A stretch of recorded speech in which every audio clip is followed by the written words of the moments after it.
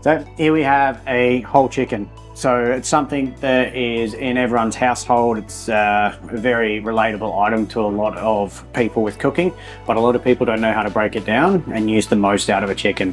By going to the shops and buying the broken down pieces, you're paying for the labor, a little bit of extra money. For something at home, if you get it for yourself, we can also stretch the product and the value of the chicken, but also save a little bit on that cost, just with a little bit of knowledge on how to break down. So essentially we're going to start with our crown, and then we're going to come down either side of our chicken. So you'll feel the cartilage of the spine, that you just want to run your knife down the side. So as we are butchering, we just want to use the tip of the knife to run on the carcass as it's our guideline. Let's go through the back to release. So we got one half of the chicken off our bone. Now we continue just to come between our leg. Pop the joint out that's connected to the carcass there. Just running our knife through it underneath the bones and following the meat. Then we have one half of our chicken.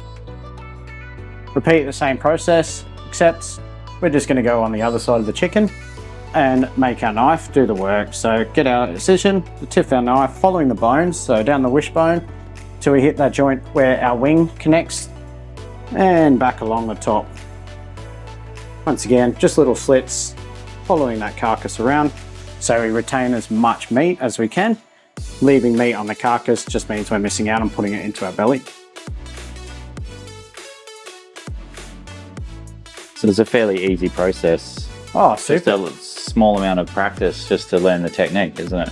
Yeah, the technique's a little bit of, work, but once you get the feel for it, a chicken's body's not going to change, right? Yep, so, definitely a cost saver, hey? Oh, massive cost saver.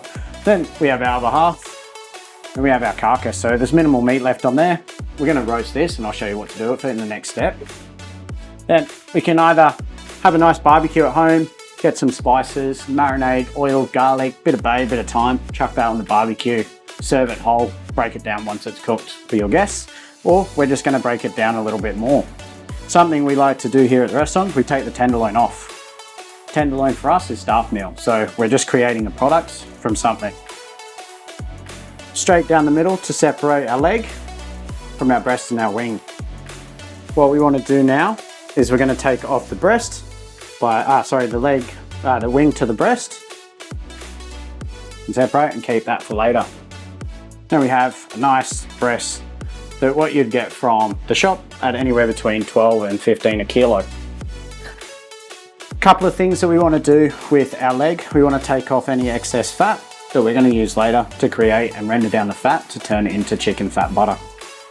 We can take off the drumstick or the leg, and we use that in our casseroles, braising our stews, all that for a long process. Then we have our thigh meat, which is the best part of the meat, or the best part of the chicken, as I believe. It's got the brown meat, it's got the most flavor. So deep frying, so for palmies, anything like that, I'd recommend using the thigh meat. What we can do is we'll do the same process with this one, but we're just going to take the next steps just a little bit further. So we've got everything that we're breaking down from our wings that we have there. So once again, we're going to keep that breast. We want to dry that skin out, then we can get nice crispy skin. But as we're taking the process, if we want the boneless thigh, we're just once again running the tip of our knife just around that to release it. Then we can just chuck the boneless meat straight on the barbecue in a casserole, low and slow. Let it kind of reduce a little bit of that oil and flavor it has in the thigh meat itself.